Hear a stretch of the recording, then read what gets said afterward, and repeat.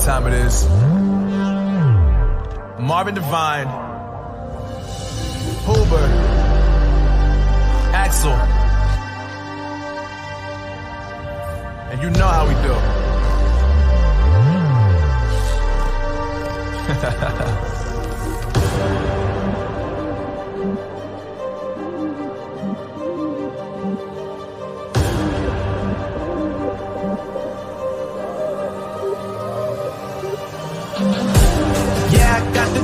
Yeah, I got the juice. Big game cool, make them look like cool. Always play it cool, that's the biggest rule. Fuck it, what they doing, keep on doing.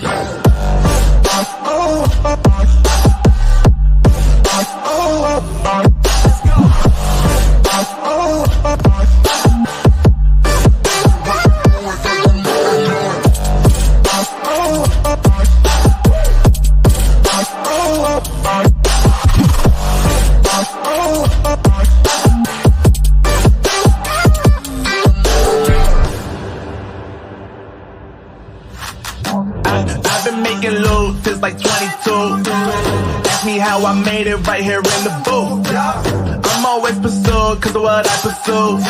That's greatness, yeah, I gotta make it, I got things to lose. Boy, wanna get in my crew, but you can't get in my crew. Me, XL and Huber, way too fireable. When this joint drop, better call the troops. And when you hear the drop, better raise the roof. Better raise the roof. You already know what happens when we link up. Let's go. Yeah.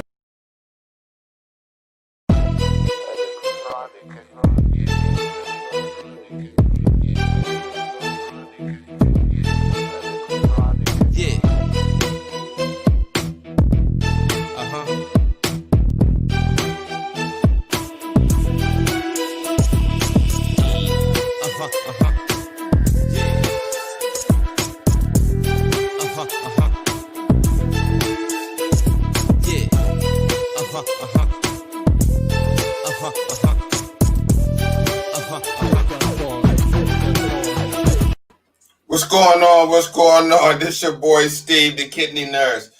If you can hear me, give me a thumbs up in the watch party, because I just want to make sure. I was oblivious that no one can hear me. Okay, I can hear myself in the watch party. Okay, so look, I apologize. I didn't know I had no audio. So I'm going to just go over briefly and talk about congestive heart failure. And maybe God didn't want that message I told the first time to get out. Again, if you can hear me, give me a thumbs up in the watch party. Okay, I can hear myself. So again, maybe the Lord didn't want that message, but wanted this message to be heard. So I'm going to briefly go over congestive heart failure. A lot of kidney patients, a lot of patients with diabetes and hypertension have heart failure, and they hear it and don't know what it means. And if you don't know what it means, that means you can't treat it or you can't manage it, and it would get worse and worse. So I had let me bring up the pics. Okay, let's start with this. So again, congestive heart failure. What does the term mean? When we talk about congestive heart failure, or CHF, that can be a common diagnosis, especially in older dialysis patients. As its name implies, both heart failure and congestion of fluid are present. So a failing heart and congestion equals the diagnosis of CHF. Now, with congestive heart failure, the ability of the heart to effectively pump blood throughout the body is decreased. All right, again, with congestive heart failure, the ability of the heart to effectively pump blood throughout the body is decreased. As the heart muscle weakens, now you can see to your right where it has enlarged ventricle, you have the normal heart, and then you have heart failure. And then let me bring up another picture, and it gives you a greater look as how the heart muscle weakens.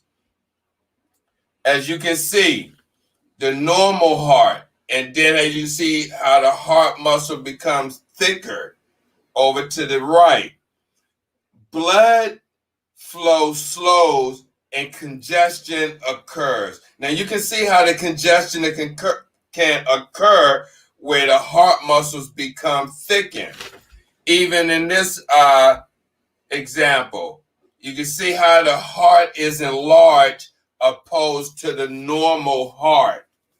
So where the congestion occurs in the body depends on which side of the heart is affected.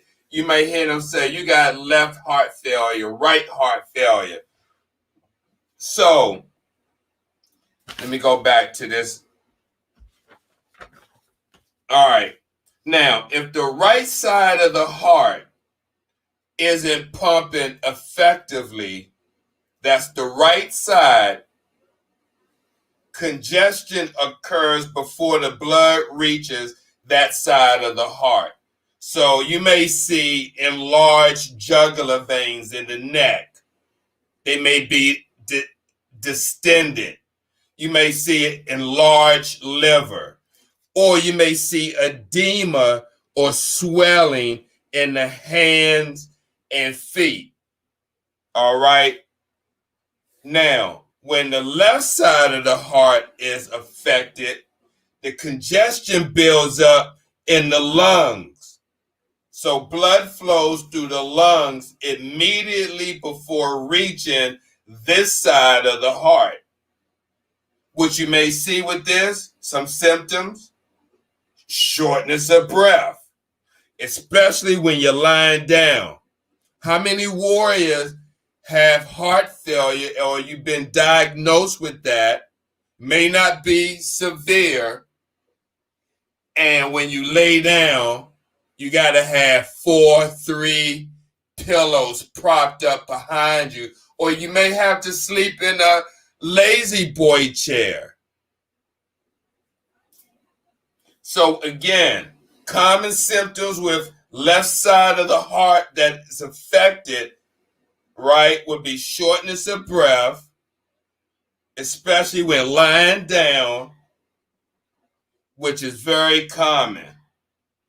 Now, any condition that affects the strength of the heart muscle can lead to CHF. I repeat, any condition that affects the strength of the heart muscle can lead to CHF. 2 possible causes are prolonged hypertension, which is high blood pressure, and myocardial infarction. You may hear somebody say, I had an MI. Well, that's death of some heart muscle. That's because a lack of blood flow is going to the heart. And when you have a lack of blood flow going to the heart, oxygen is not getting to those tissues, right? And when that happens, that's when the death of some heart muscles occur, which can cause a myocardial infarction. And so what can cause that? Well, if your cholesterol level is high, if you got CAD, coronary artery disease, if you got plaque buildup, if you smoke for a long time, cigarettes, triglycerides, saturated fats, high calories, obesity. These are all risk factors that can contribute to congestive heart failure or myocardial infarction. So to help decrease the risk, that's with an S, risks related to CHF or congestive heart failure, please work with your physician. Also, limiting your fluid intake between treatments, staying close to your dry weight, and keeping your blood pressure within normal range are two simple and helpful ways to decrease and to keep CHF, congestive heart failure, at bay. I mean, that's the best I can tell you at 12:09 tonight to try to help manage CHF. All right. Now, with that being said, I talked about one other thing, and I'm going to talk about it because I talked about it in the last video, and that was blood stains.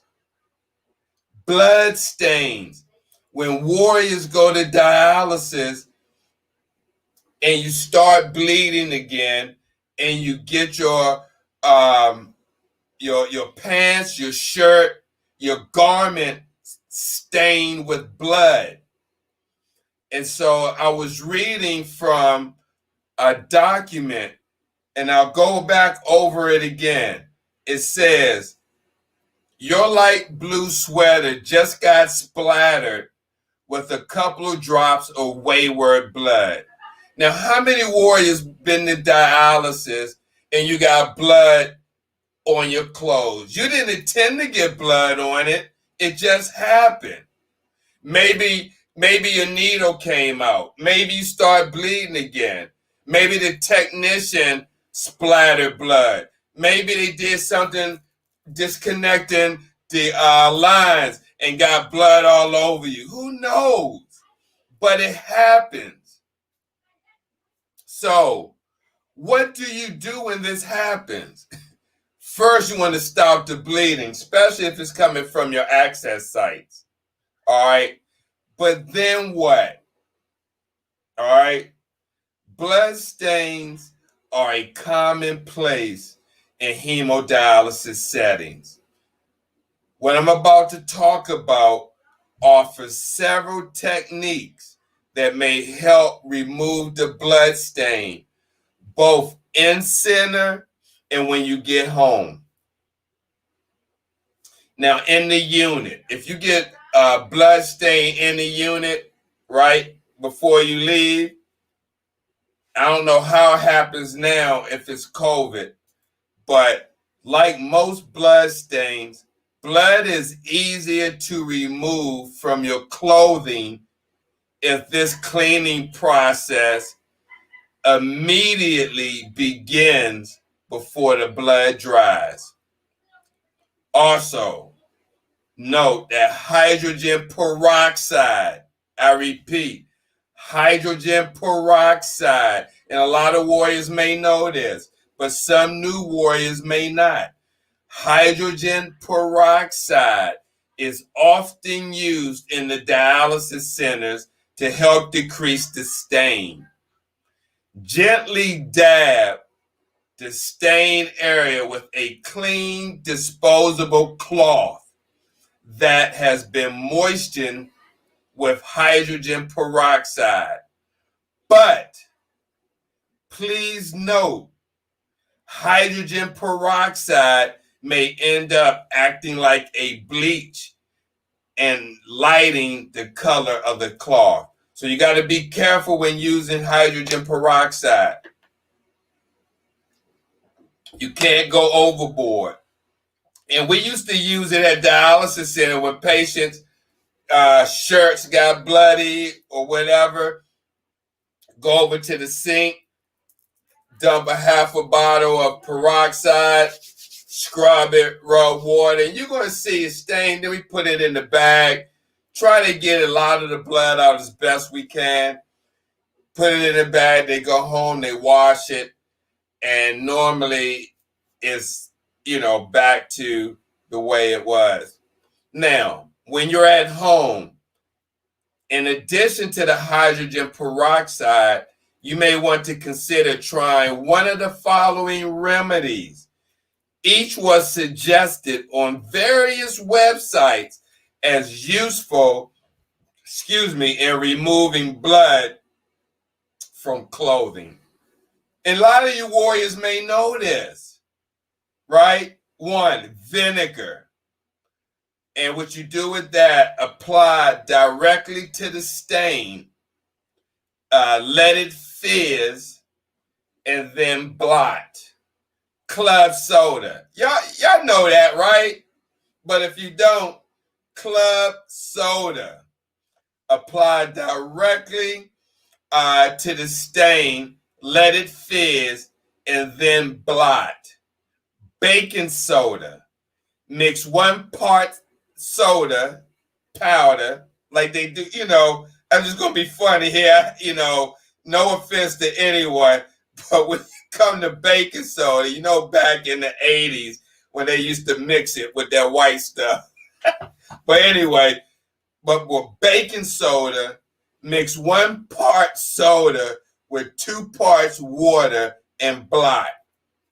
And then with dishwashing detergent, dilute with some water or use force strength on the stain. Now look, if you go to dialysis outpatient, you may want to have a kit available at home or some useful supplies of vinegar, club soda, baking soda, and just have it to the side in maybe a dialysis kit along with some sponge gauze, Band-Aids, cotton balls, stuff that can stop the bleeding, or you can use to put direct pressure on. And I say cotton balls because you can twist it up, the cotton ball, and put it directly over the hole if you start bleeding at home, and then put a 2x2, fold it up in 4s, and put that 2x2 over that cotton ball, and then put some tape. Oh yeah, get some tape, vinyl or paper tape, and keep that at home. Like have a small kit, emergency kit. So if any of that happens at home, you don't have to call 911. I mean, you may need to, but at least you can stop the bleeding. I know several warriors, God rest their soul, that passed away because they bled out at home. And they didn't know. The unit didn't tell them anything. They just taped them up, right? Put all this tape on it real tight, and then they send you off.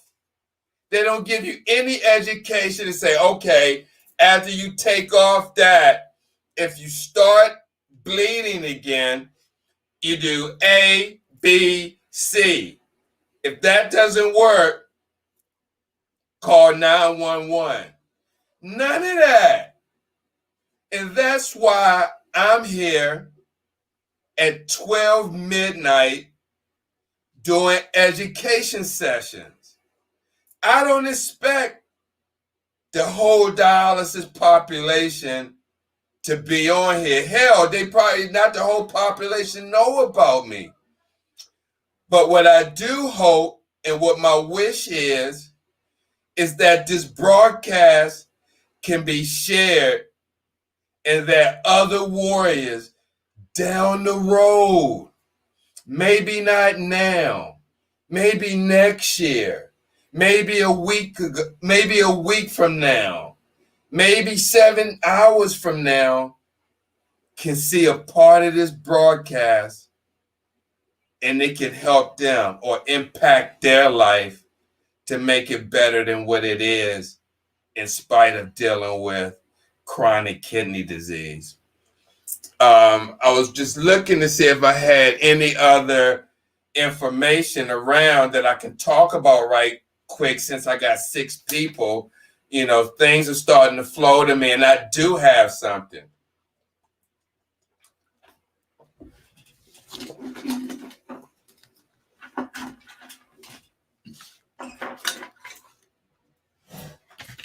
Say, always try to stay ready for show and tell. Now, I always talk about this and talked about this thousands of times, but this right here is an IJ catheter. Now, a lot of warriors, they use this for emergency dialysis, right? Like if they need to get to your bloodstream, it goes in the side of your neck in the IJ, right? Intravenous jugular, and it sits like right there in the side of your neck, somewhere like right there. And let me tell you, if you got a catheter right there, I don't know how many warriors experience having a catheter right there, but it can be very, very uncomfortable, especially when we trying to change the dressing. Let me see. I think I had dressing over here. So you imagine putting this op site right over here, and then now you got this adhesive that's like that, and that's on for maybe several days. And during this time, they're doing lab tests to see if this is going to be chronic or acute, right? So we used to pour, back in the 80s, we used to pull these out. They used to have suture removal kits, and we're right here. I don't got my pen, but right here, you see these holes right there? These 2 holes right here and right here.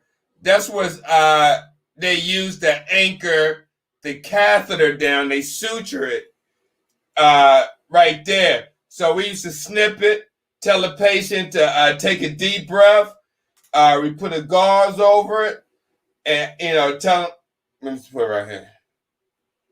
Okay, so we tell them to take a deep breath, snip the sutures, take it out, take a deep breath, pull it out, put pressure on it for a moment, and then tape it up. Then once they get that removed, they go to the permacath. And again, as you can see, the hose, right here, that's used to suture. And that's what a lot of patients feel like when you have a catheter, something's pinching you. It's the suture sticking down in the skin, right? That's what that is. A lot of warriors say, it's something pinching me. I feel something pinching me. Well, it's the sutures. You see these 2 holes, these 2 where my finger's pointing? The suture, when they anchor it down, that's what's pinching your skin. And so with this, what you want to make sure is that when the technician, when they're putting you on, the nurse or technician, when they take these caps off, when they take those caps off, you want to make sure they scrub these hubs. They scrub them with betadine solution or alcohol, but you want to make sure they scrub these hubs before they put the 10 cc syringe on, right? And of course, you want to make sure that they have their mask on and change their gloves when they have these caps open. And you want to make sure you have that mask over your nose because, you know, we all have like some staph in our nasal flares. So if this is open, right, and you're looking down and you breathing on it, it can get under those holes, which goes directly to the bloodstream. You see those plastic? This goes directly to the bloodstream. So you definitely got to be careful if you got a catheter, right? Just be very mindful. Again, this is how a catheter look. This part is flexible and it goes in your down in your vein. Now, I don't know if a lot of warriors, we all know about this, right? This is the filter, right? But now, these are the fibers. These are the fibers in the filter. So, can you imagine this is what your blood is coming in contact with? A lot of warriors don't get to see this. You know, they just see this part. And they see their blood inside the filter. But they don't see the inner part. And this is where education comes in. So you'll know what's going on. Those are the fibers. And that is actually what your blood comes in contact with. And with a lot of these fibers, right, filters, on here, you see where it says single use only?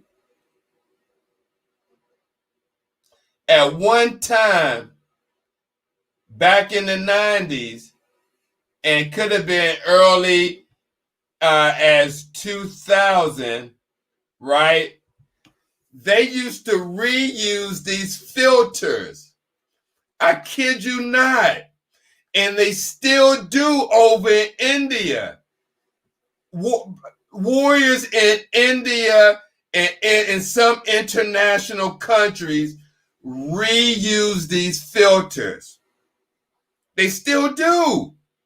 They put disinfectant in them. There's no medical benefits. There's no medical benefits of reusing these. That's why it says,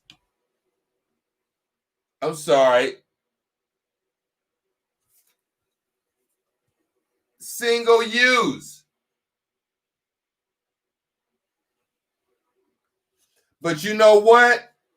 What a lot of people don't know, and I'm here to tell you, I've seen the Vita clinics where I used to work use these filters up to 60 times. 60. Not 6. 60. 60 times reusing one filter. Are you kidding me? 60 times. And what happens each time, right? The company bills as if it was a new setup. Even though it was reused, it's being billed as a new setup. That's how they was getting over. Lot of people didn't know that.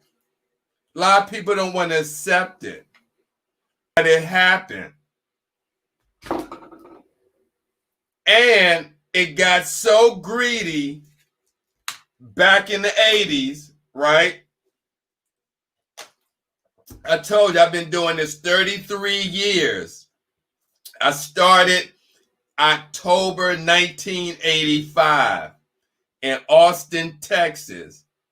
Gladys Houston hired me.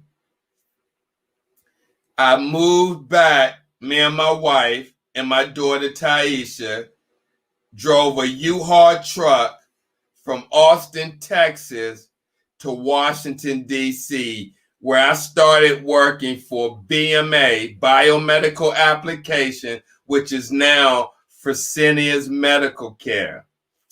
And back then, I worked at a facility. I'm just trying to find the other line. I worked at a facility, right?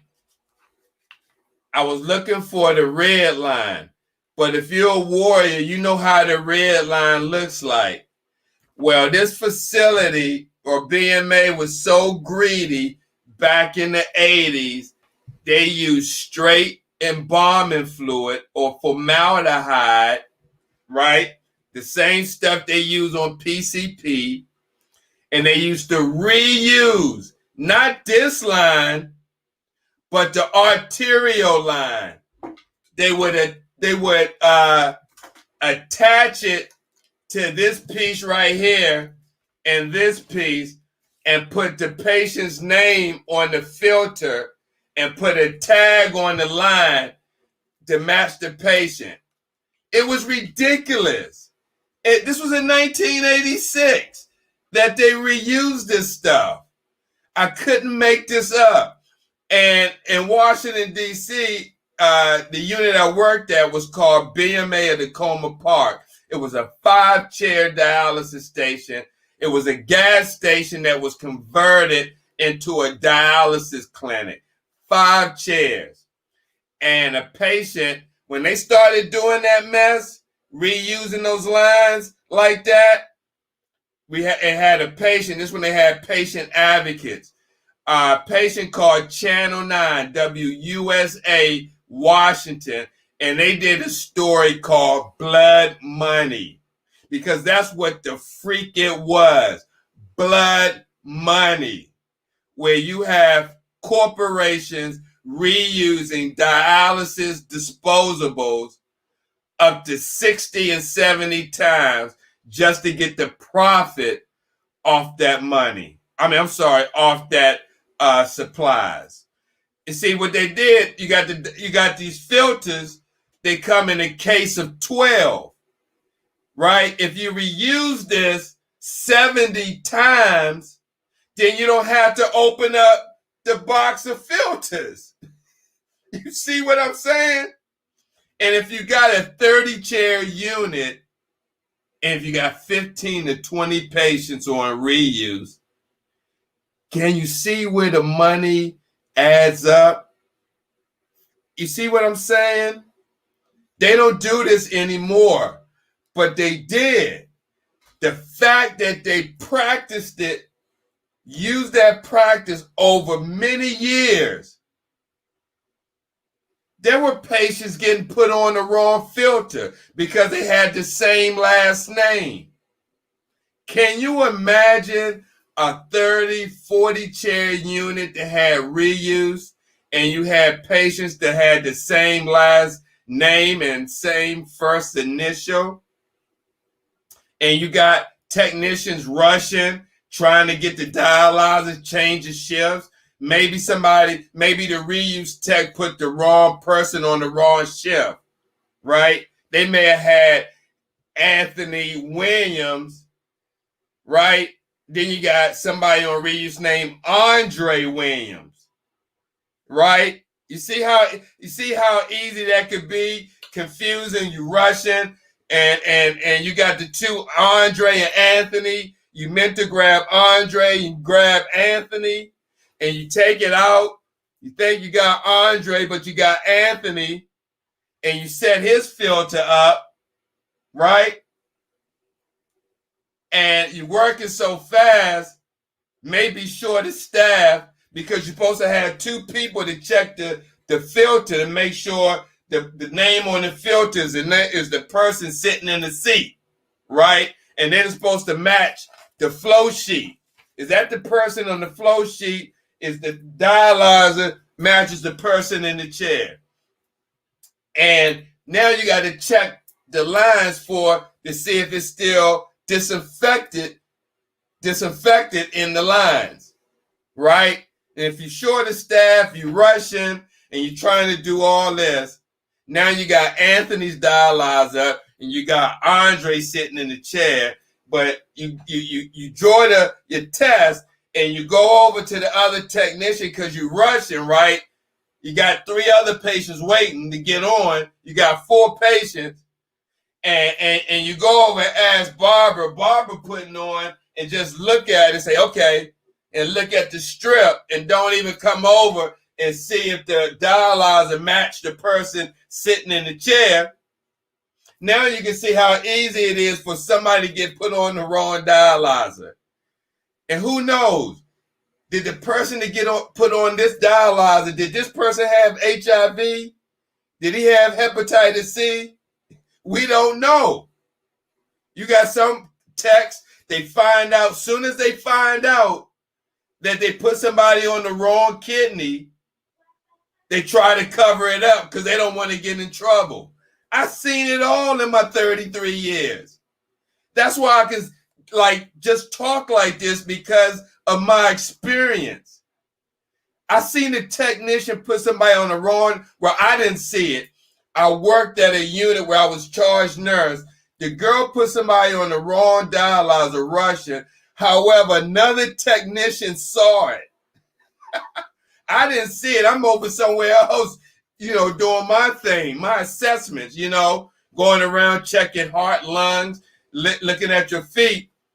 The girl put somebody on the wrong kidney. Someone else saw her, went and told the administrator. The administrator called the technician in the office, right? She threw the kidney away, tried to cover it up and change the dialyzer all fast. Come to find out, the girl went in there and lied, right? They fired her because they went and found the damn dialyzer in the trash can. So all she had to do was tell the truth. And these mistakes happen, but she lied, right? So what I'm saying, there may still be some private independent companies in the United States that still do reuse.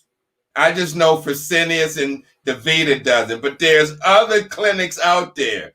And if your clinic do reuse, make sure if you got a common last name like Smith, Harris, Johnson,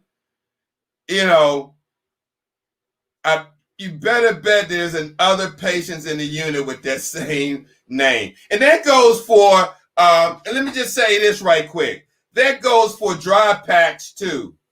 Know what filter you on, because technicians may grab a 180 and you may be on a 160, and then one day they got you on the wrong dialyzer and you cramping and your blood pressure drop, and that never happened before, and you want to know.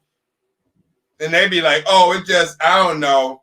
And the next thing you know, after investigation, they discovered that they had you on the wrong kidney. But they're not going to tell you. Of course not. Also, you know about the saline bag, right? So let me just say something about this.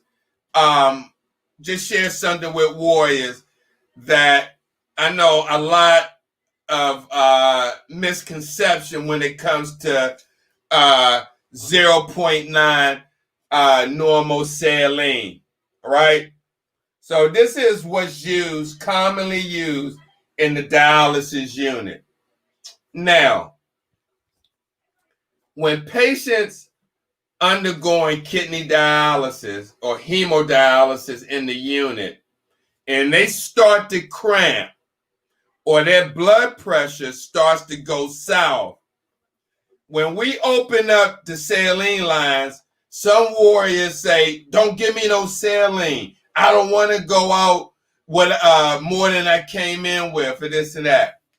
Well, let me just say, when you start to cramp, that means you don't have any more fluid in your muscle tissues, right?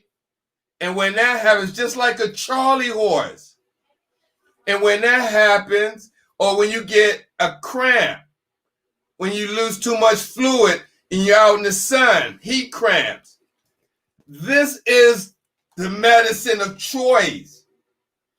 This is compatible to the fluids in your body.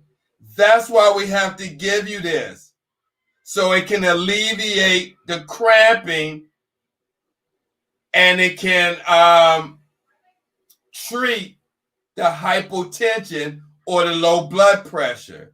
So yes, take this. Don't refuse it. You're going to make the problems worse, especially when you get home and you got those cramps at night. Now, when the cramping happens, 9 times out of 10, your dry weight has increased.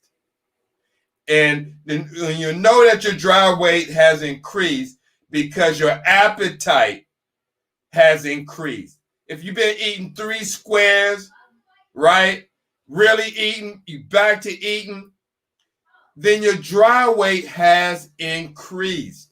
And if you're trying to take off an old weight, if the doctor hasn't been around, we know these doctors take a while to come around to increase the dry weight. That's why you got to know what your dry weight is and be mindful of your treatments. Because you can be at the same dry weight for a month and your dry weight could increase. You could be cramping, going out, passing out, and you don't know what's going on. And the next thing you know, 3 weeks later, oh, it's your dry weight. Huh? All you had to do is not take off less and increase my weight a little bit. But see, that's the thing. This is where these education broadcasts comes into play. We don't take the place of your physician. I only give you my 33 years experience as a charge nurse. Well, let me take that back. 23 as a charge nurse and 10 as a technician. Yes, I started as a technician and I worked my way through school. But the point is education is the key.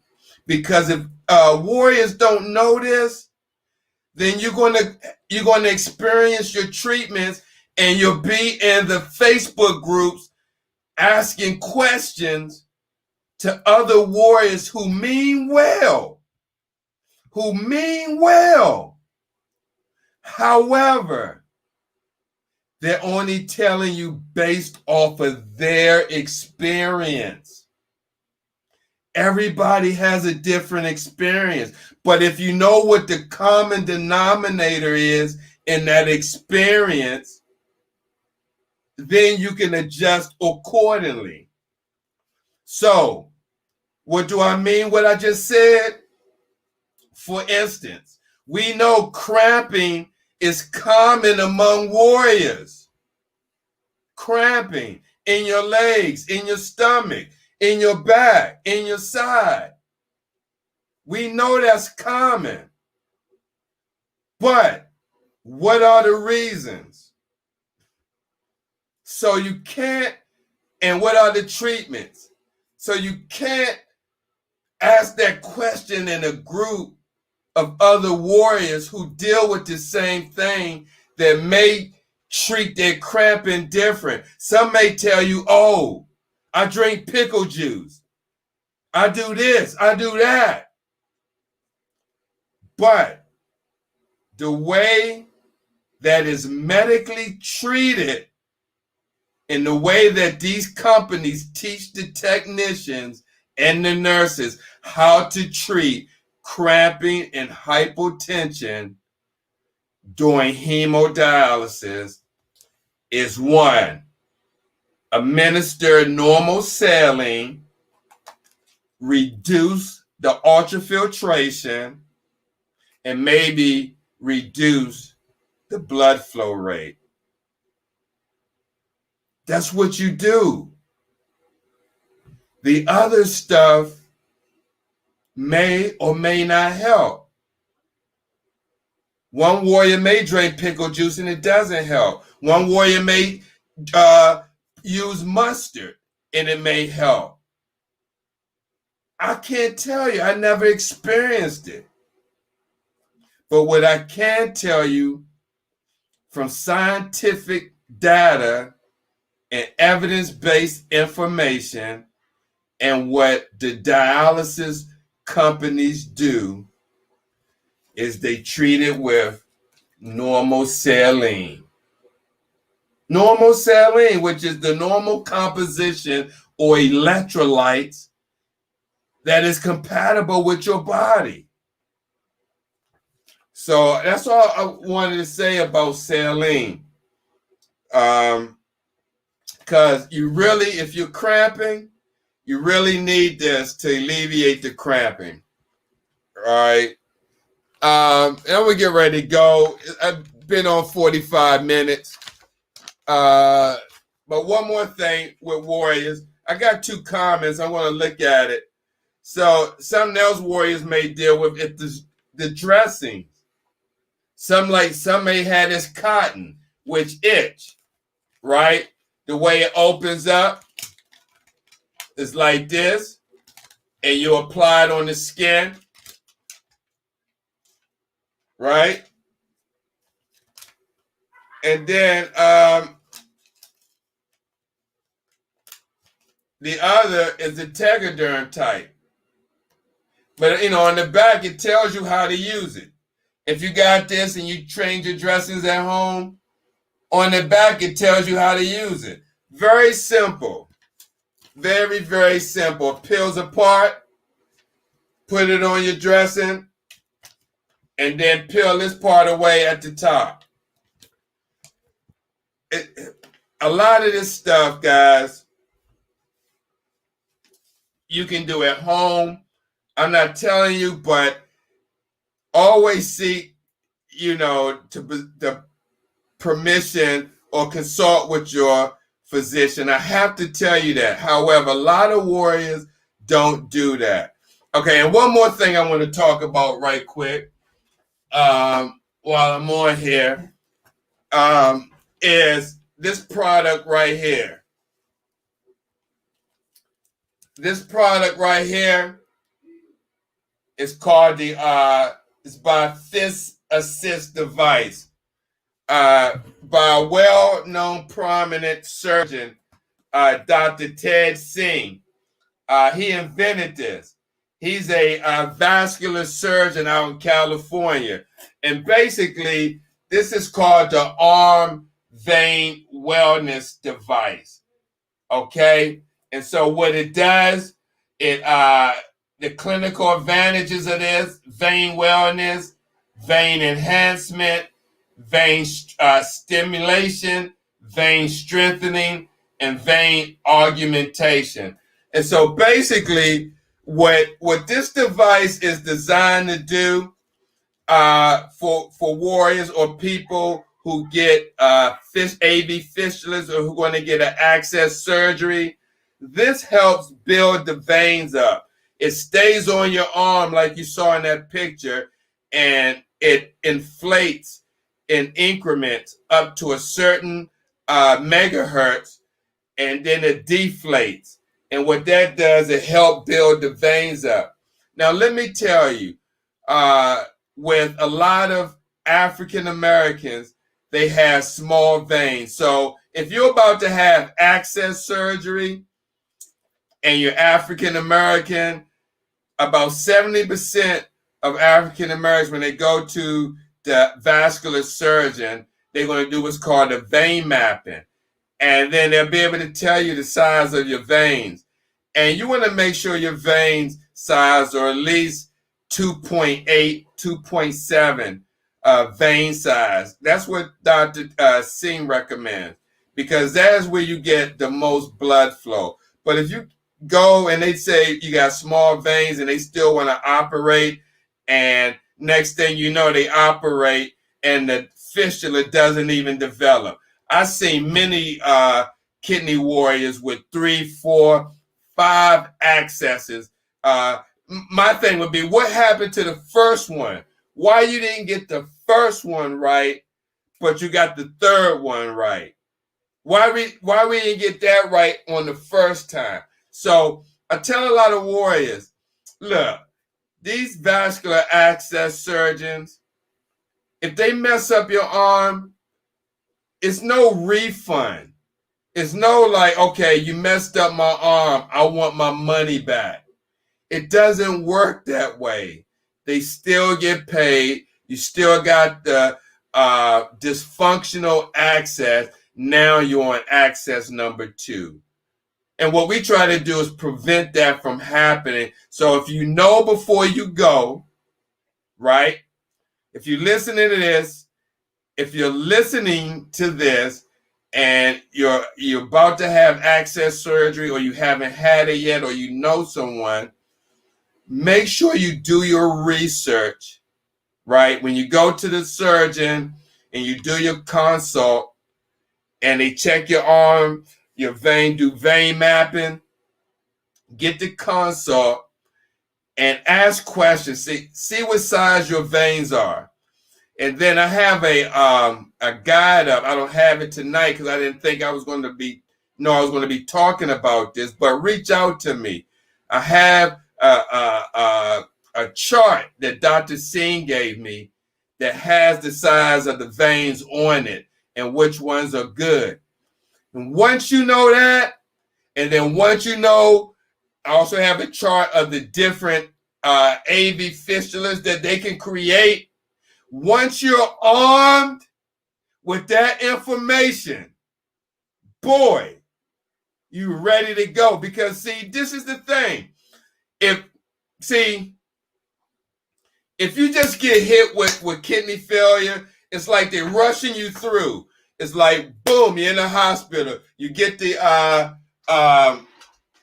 it goes like this. It goes like this. Let me show you. Hold on.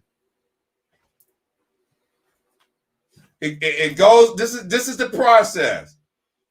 Especially if it's an emergency situation. If you didn't know you got hit and you go to the emergency room because you felt bad, you didn't know what's going on, they say, boom, you got kidney failure. We need to do emergency dialysis.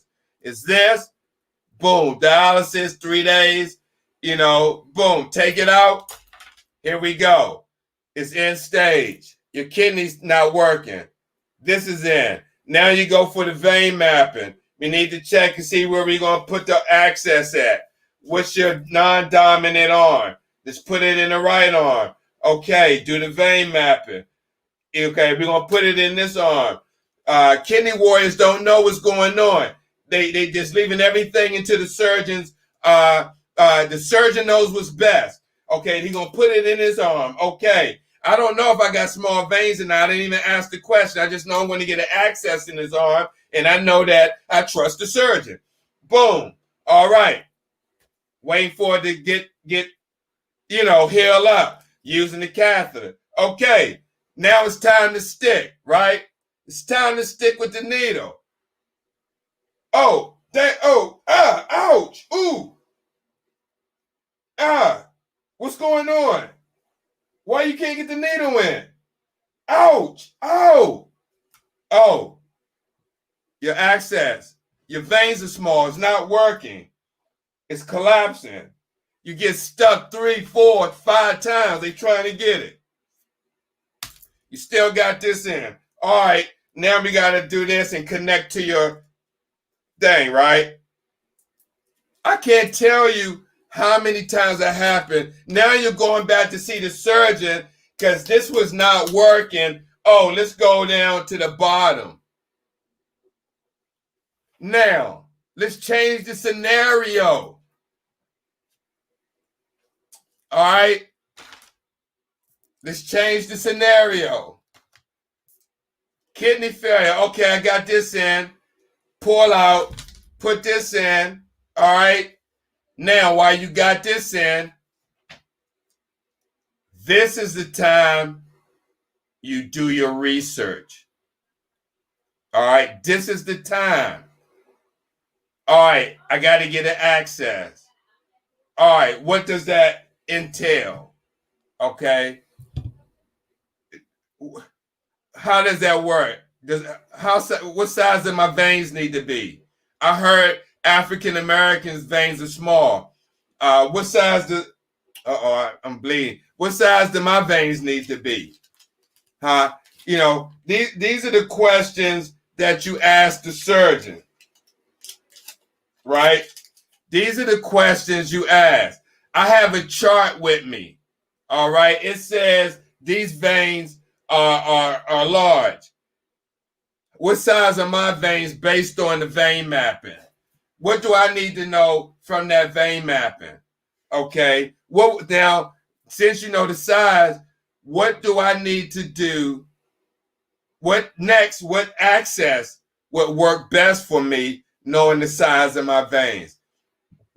Now, when you change that scenario around like that, and you go into the surgeon arm with information, you already know what to expect before even getting cut on, then your chances of having a successful access surgery and using that access, the chances of a successful surgery and use of that graft is astronomical compared to not knowing, and then you letting somebody cut on you and you don't know what's going on and you going back and forth to the surgeon. I can't tell you how many people, warriors I know, even now, they'll reach out to me and tell me about their access issues and how they got to go back and forth to the surgeon. So I know it happens. And the reason it happens because of the lack of education. And that's why I'm doing these broadcasts. It's just getting the people here to see it, right? And seeing it in real time and not having to, go through the whole video up to maybe 57 minutes or 46 minutes to see a certain scene that I talked about. So I'm going to get ready to get off. I've been on here long enough. I thank the 12 people who are on here. It was 13 and it went down, but thank you guys. It shows me that, the information is wanted and needed, and I'm going to continue to do this. Again, I talked about heart failure tonight, and as you can see, you got a normal heart and you got an enlarged heart. And if you're watching this and you have heart failure, this is pretty much what your heart looks like, where you have the enlarged heart. Okay. And it's not too late to treat this and get your heart back to a point where it's functioning at a normal rate. And here goes some other pictures that I displayed tonight talking about heart failure. Again, you see the normal heart, and then you see the heart failure on the right. And as you can see, lower right, you have enlarged ventricle, right? And when that's not tight, blood just sits there, can't push back out. And that's where the congestive heart failure comes in. One more look at it from a different angle. So you can see the normal heart. And then you can see over to the right, the heart muscles become thicker. So this is the damage that's being done on the inside that warriors don't see. And this is why we stress so much. If you got high blood pressure or diabetes or obesity, or you got CAD, which stands for coronary artery disease, is to change your diet, reduce your sodium, reduce your cholesterol, change the diet into a healthy one, exercise, drink lots of water. This all doesn't happen overnight, right? And that's not what we're expecting you to do, but make small baby steps. At least if you know you're heading in the right direction, then you know that you're on that path to reducing your risk for going out with heart failure. Because heart disease is one of the top causes of death in renal patients. So we also got to be mindful of that. So with that being said, I want to thank you guys for this late night watch. God bless you. Merry Christmas. Have a happy New Year. And tune in tomorrow as I have JJ Voorhees Collins, health education advocate and coach. And she's going to share her experience on why she's so passionate about helping people with their health education and coaching. Guys, this is the 21st century of health education right here on Urban Health Outreach Media. We thank you. God bless you. Again, stay blessed and encouraged. It doesn't have to be the end of the world if you do have diabetes, hypertension, or kidney disease. It's just a matter of refocusing your mindset and managing these diseases and not let the disease manage you. Thank you guys for watching. Again, God bless. We see you on the other side. Good night and God bless. Peace.